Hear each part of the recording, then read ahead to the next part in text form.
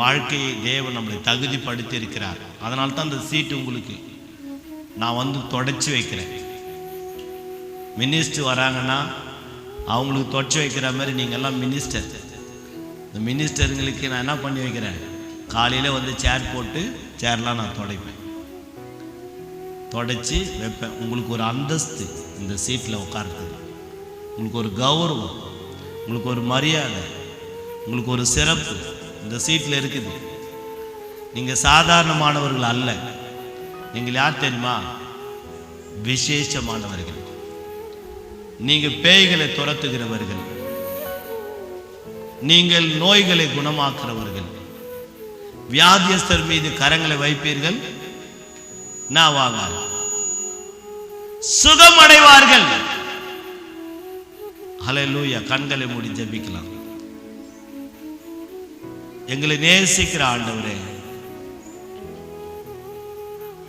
எங்களுக்கு கொடுத்த நல்ல தகுதி, உம்முடைய அவயங்களாக நாங்கள் இருக்கிறோம். கிறிஸ்துவின் அவயங்களாக எங்களை தகுதிப்படுத்தி இருக்கிறீர் ஆண்டவரே. இது ஒன்றே எங்கள் வாழ்க்கைக்கு போதுமானது சாமி. கிறிஸ்துவின் அவயங்களை நாங்கள் தீட்டுப்படுத்தாதபடி வேசித்தனம் செய்து நாங்கள் ஆண்டவரே உம்முடைய சரீரத்தை நாங்கள் குற்றப்படுத்தாதபடி